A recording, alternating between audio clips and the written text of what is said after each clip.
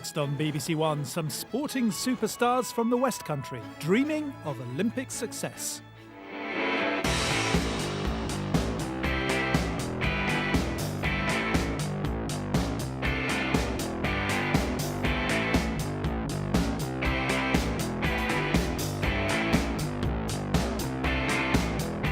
Hello, this is the Olympic Park in East London. This place is already hugely impressive, so just imagine what it's going to be like in July.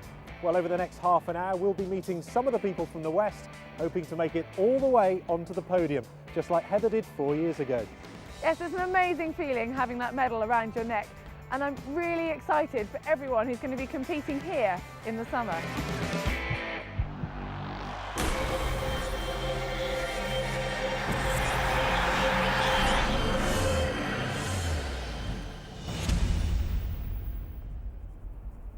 The road to London 2012 is long and challenging, and only the most dedicated will make it. If you want to know what hard work is like, then Pete Reed is your man. He's the current Olympic champion in the men's coxless 4. David Passmore has set his alarm for an early start. Hour after hour, day after day, countless thousands of lake miles. The physical demands on Britain's top rower are greater than in almost any other sport. Our biggest single session is 24 kilometres on the water, but that can be up to 3 times a day. But it's not just one session. You have to do that time after time and refuel and get ready for the next session. On the water before 8 most mornings, and the physical demands are matched by the mental pressure to remain at the top of his game. There's no sneaky shortcut or way around what I'm trying to achieve here. It's coming down to Caversham on a daily basis and training 3 times a day, side by side with the guys that are looking up to me to try and unsettle me. But I've handled that pressure for the last 8 years. I've stayed on the top spot. I know what to expect, and you just need to fight off one guy and then fight off the next guy and keep fighting every day. It's tough, but it's ruthless, and that's why I enjoy sport. But there is life away from the lake, at home with his partner Franca Altmans. Spag bowl's his speciality. Honestly, I do a good bolognese. Even if he eats more than 3 times as much as she does. Most sensible people have wine racks. We have water bottle racks. A normal life, albeit one dominated by the main aim, another gold. And sleep. If I can possibly get 9 hours sleep in the night and then maybe half an hour sleeping during the day at some point, and then get 6,000 calories in as well, then I'm well fueled and well rested and I can tackle the training properly. But as soon as those things start to slip, then I start to fall off the pace a little bit. When that happens, I get a bit irritable. Yes. But through, gold medal, Great Britain, wonderfully done, absolutely amazing. Peter Reed won gold at the Beijing Olympics in the coxless 4s. Not only does that now count for nothing in the ultra-competitive world of GB rowing, since then Peter Reed has competed in the pairs with Andy Triggs-Hodge. Now the problem with that is that they've yet to beat the all-conquering New Zealand pair. So, the dilemma.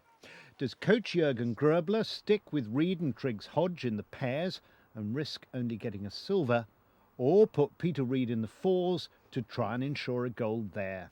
Selection is always the hardest bit because, we're operating with more athletes than we have seats on. So we have to look very careful how we use our potential and our best athletes.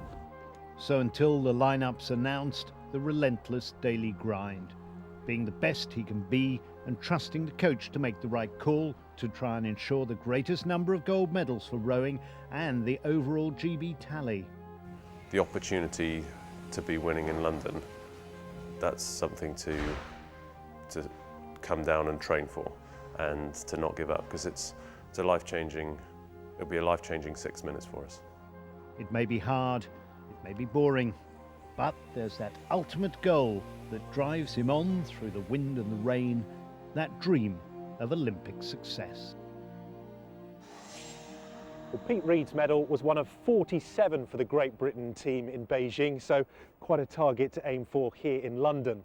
But one genuine prospect is Di Green, who's the current world champion over the 400 metres hurdles. Now, he credits much of his success to his coach, Malcolm Arnold.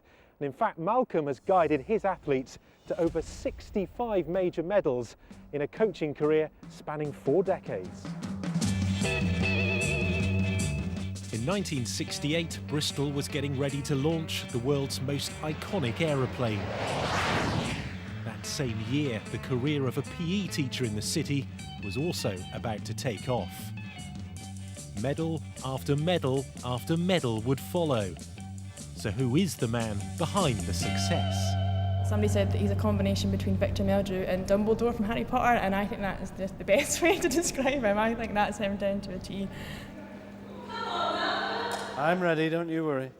He's old school, that's just what he is, and it's kind of like the same as, like, if you were bringing it into other sports coaches and managers, it'd be the same as Alex Ferguson, and who's equally had the same success on a long amount of time.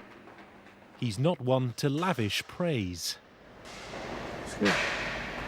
Straight after the race, all I really got from him was a well done and a handshake, and that was all right, wasn't it? That sort of thing, which is great because it keeps my feet on the floor, and I want him to be proud of me as an athlete. And yeah, that's the biggest compliment you can get from him, is a well done, I think. But he gets the very best results. He's just magical, and I think I was really blessed to have him as my coach. Jackson going away. Jackson takes it. He would sit down at the beginning of the winter and we would plan out our following season racing, and then we would work backwards, and he would say, okay, these are the key races, these are the key sessions we'll be doing, and I've still got them, you know, all these handwritten A4 notes. Curvishly celebrating there, a personal best in the silver. Jason Gardner got off absolutely brilliantly. He'll give you 100%, but you also got to give it back 100%. He has taken many athletes through that process and journey, you know, time and time again. So it's not by luck or by chance that he can take people right on top of the rostrum. A gold medal for Great Britain. It's gone up on the scoreboard. Di Green just stumbling a little bit off that one, but he now finds himself a metre or two in the lead. He's already got Olympic gold medalists and world record holders from years ago, so you know, I'm not even his best athlete, so you know, he'll take me under his wing, obviously, and look after me, and hopefully we can come away with the right result. He's also just made it onto the podium himself. The winner is Malcolm Arnold. I think everybody likes to be part of a successful organisation, and some of the athletes who I've coached in the past are here tonight, and I shall go back to the rest on Thursday at the University of Bath at the UK Athletics Performance Centre there, and I guess they'll be pretty pleased because they've done well this year, so in a way I'm sharing in their success. All right for you? Heading to his 12th Olympics, there's no sign of Malcolm reaching his finishing line. Even at 71, he still is willing to change things, and I think that's what makes him a star, because the same thing doesn't work for every athlete, and when you know your coach cares about your success, it makes you more inspired to show up every day. Why would you give it up, you know? And he's got so much we've got so much to learn from him as well. I think UK Athletics have, and I think all the coaching setup have, that you need him to stick around. Malcolm and his hurdlers are going to be focused on the athletics stadium here in the Olympic Park. But let's take a look now at some of the West's brightest hopes to make the podium in the other Olympic venues. Ed McKeever from Pentathlon is sprint kayaking's Usain Bolt and one of our favourites to win gold. Dressage star Laura Bechtel-Seimer from Ampney St Peter helped Great Britain to European team gold.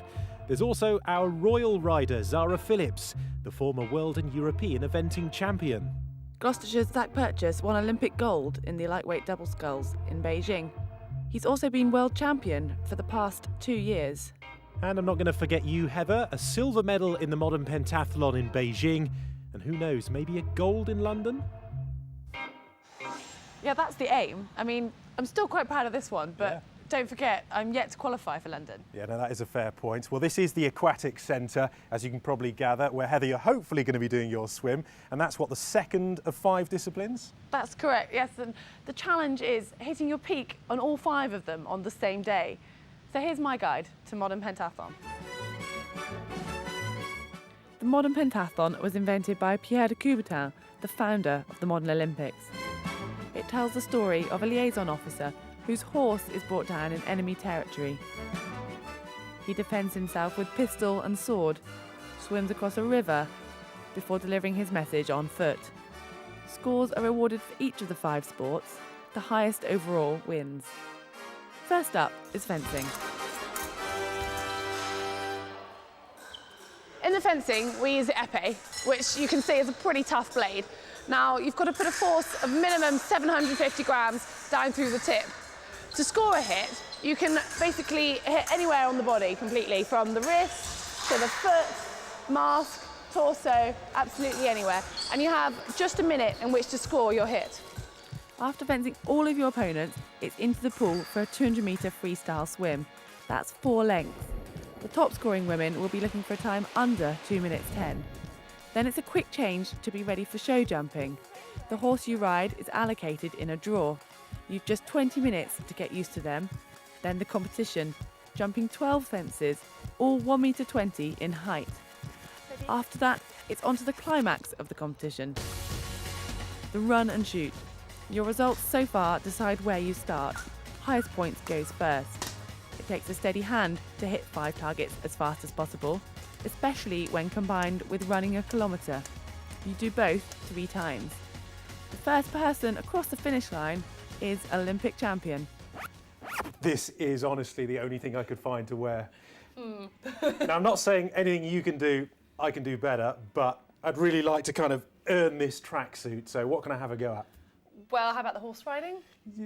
Anything without animals? We could try swimming. I'd like to keep my hair dry if possible. Okay, how about a spot of shooting could be up your street? That sounds much more masculine. Can I have a go at that? Yeah, but I'm not going to let you get away with just shooting. You've got to do a bit of shooting and running as well. Mostly shooting. Yeah, should we see if you're worthy of the tracksuit? Let's do it. Come on then. Okay, so Ali, this is what we're going to be using today, which This is your gun? Yeah, this is mine, and it's an air pistol, or used to be, been changed into a laser pistol. And you still have to kind of cock it, so you still, but you just don't put anything in. Okay. So basically, it's loaded, ready to go. So look at your sights, line them up so they're level, and then line up with the black on the target. Wow, look how unsteady my arm is. Squeeze the trigger when you feel ready. There we go. Is that a hit? That's a hit. And another shot. So now we need to keep moving because you've got 70 seconds till they run out. So we need to keep. So I've got to do 5 in 70 well, seconds. You need to do it in less than that, really. But Can I just not go bang, bang, bang, bang, bang? Come on. Okay. Okay. So the maximum time you're going to be there 70 seconds. The record but if you hit now, 5, someone has done it in 10 seconds. Hit 5 in 10. That's literally cock. From bang, when the first shot goes to when the. Wow. You've got your GB tracksuit on, you've got to be serious here. It's a little bit higher. I'm letting my country down. So there you go, you've got to run now. It's so 70 seconds. Off you go. Come on. You've got a lot of catching up to do. A lot of hard work, but absolutely worth it when you step out into an Olympic venue like this. I remember that feeling in Beijing, and competing in London in front of an enormous home crowd would just be amazing. Here's a quick run-through of some of the athletes from the West hoping to make it first time lucky. Another modern pentathlete to watch out for is Jamie Cook from Cheltenham. Last year he won the World Junior Championships, the first Brit to do so since Heather in 2003. Somerset clay pigeon shooter Abby Burton won silver at the Commonwealth Games and is hoping to bag the only GB spot in Olympic trap. Another future star from Malcolm Arnold's camp in Bath is former European junior champion Lawrence Clark. The hurdler won Commonwealth bronze in 2010. Bristol's Katie Dawkins is part of the GB synchronised swimming squad, who are guaranteed a place in London. But she'll have to continue to impress to make the final team. And Swindon-born Jazz Carlin has hopes of making it to the Aquatic Centre after winning Commonwealth silver and bronze. One skill all our first-timers will need will be the ability to hold their nerve. Trampolinist Laura Gallagher had to take an entire year off after the World Under-19 Championships as she battled a crisis of confidence. She's now a patron for the mental health charity Mind, and she recorded a video diary for us at the recent World Championships in Birmingham. It's a bit scary. It looks so professional, and knowing that there's going to be a lot of people coming to watch us and cheer us on, and we'll be competing there in just a few days.